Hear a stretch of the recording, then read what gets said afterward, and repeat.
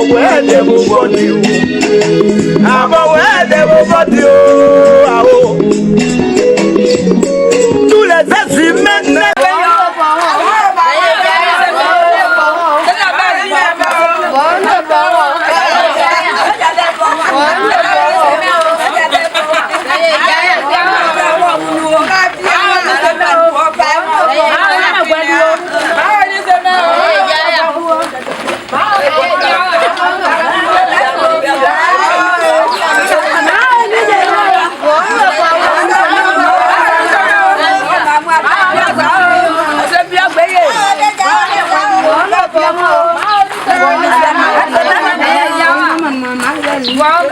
Ouais des beaux body. Ah bon ouais des beaux body. Ah oh. Tous les êtres humains naissent beaux, mais chaque peuple a sa culture. La culture est comme l'âme du peuple. Un peuple sans culture est comme un arbre sans racine. En Côte d'Ivoire, nous sommes le peuple ivoirien, mais chaque peuple a sa culture.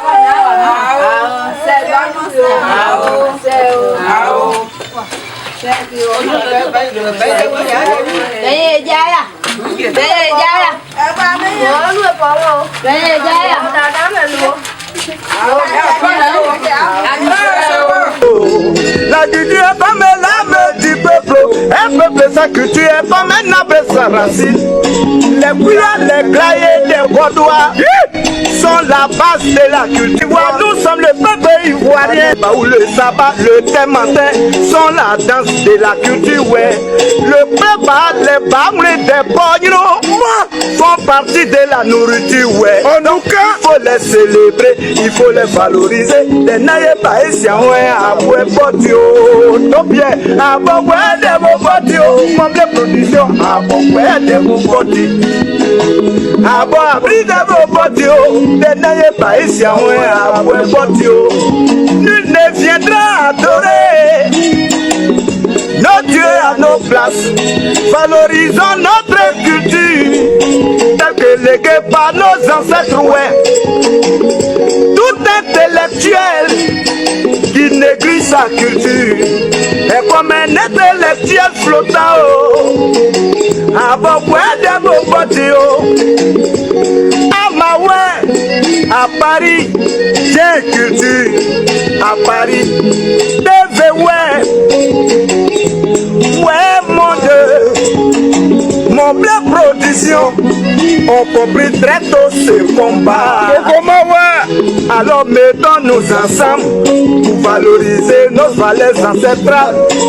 Parce que ouais, des identités culturelles du peuple, ouais, oh.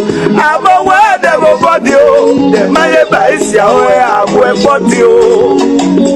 Beaucoup public, beaucoup fabobli, ouais, des niais bridés, oh. Beaucoup pangolo, beaucoup tchokwe, ouais, des niais bridés, oh. Beaucoup tigro, beaucoup bruleke, ouais, des niais bridés, oh, doudi. Beaucoup zanye, beaucoup taï, ouais, des niais bridés, oh. Y'a la libéré, oh. La culture est comme l'âme du peuple.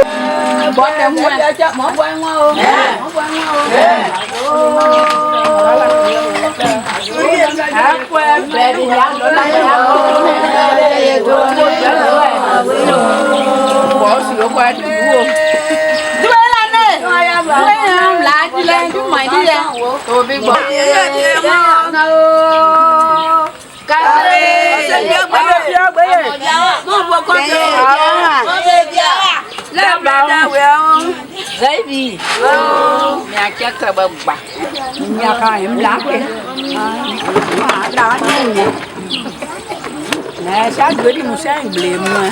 Un peuple sans culture est comme un arbre sans racine. Les couillards, les graillés, les Godois sont la base de la culture. Nous sommes le peuple ivoirien. Où le sabbat, le thé-matin sont la danse de la culture. Ouais. Le peuple, les bamoules, des bognos font partie de la nourriture. Ouais. En tout cas,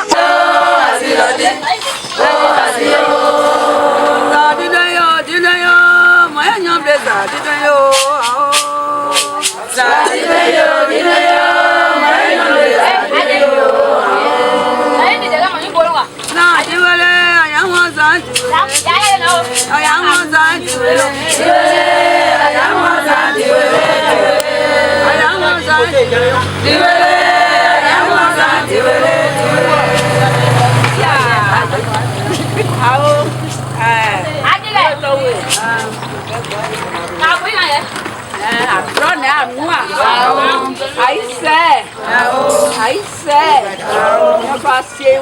Amen.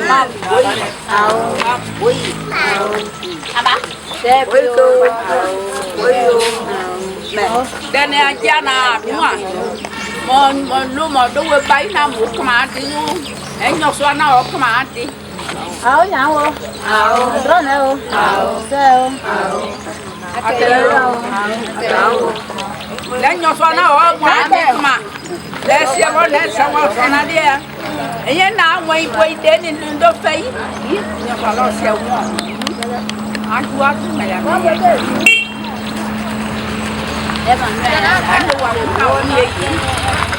Em một đuôi nó nào, đúng là nào, muốn thấy em, tôi bảo cũng được thấy nhẹ, đã có lắm nào, để dễ ăn nó này sẽ vô đi, về nó con nó, bà đuôi bà khoán gì nó, bà nhau về khoán thì bà này nó con nào khoán gì đó, em, đó nè,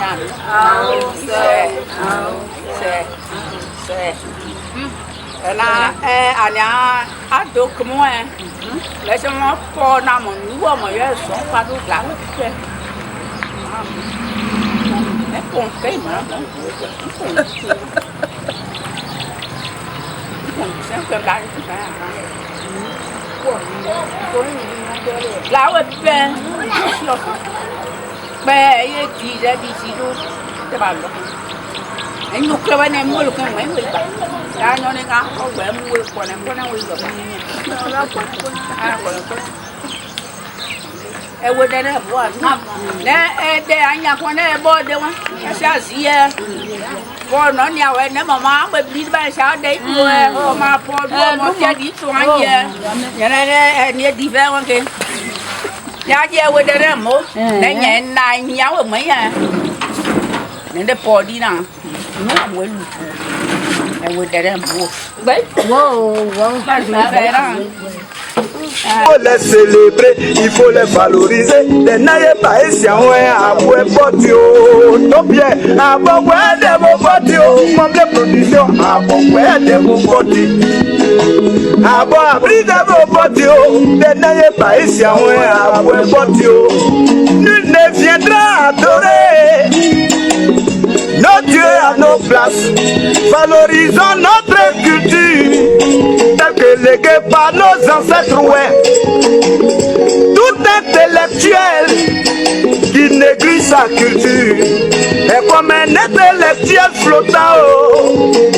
À Bogoué de Bobotio, à Maoué, à Paris, j'ai une culture. À Paris, TV, ouais, mon Dieu. Mon blé production, on compris très tôt ce combat. Alors mettons-nous ensemble pour valoriser nos valeurs ancestrales. Parce que ouais, des identités culturelles du peuple, ouais. Avant ouais, des bobodio, des mailles baïsiens, ouais, avant bodio. Beaucoup public, beaucoup fakobli, ouais, des niais bridéo. Beaucoup pangolo, beaucoup tchoué, ouais, des niais bridéo.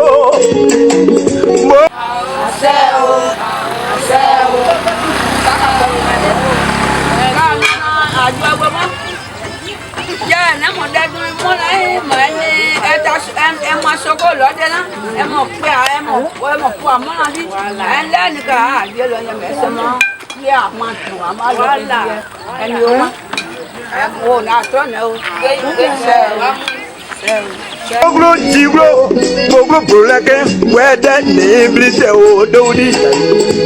Oglo zanye, oglo tayi, wede ni blite o.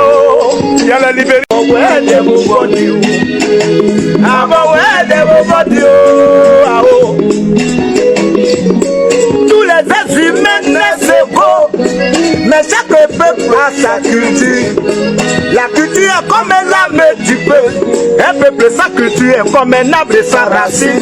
En Côte d'Ivoire, nous sommes le peuple ivoirien, mais chaque peuple a sa culture. La culture est comme l'âme du peuple. Un peuple sans culture est comme un arbre sans racine.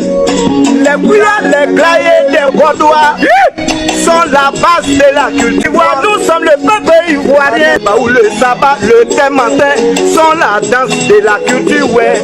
Le peuple, les bamoules, des pognos font partie de la nourriture. Ouais. Donc il faut les célébrer, il faut les valoriser. Les naïfs haïtiens, ouais, à boire potio. Non bien, à boire de vos potio.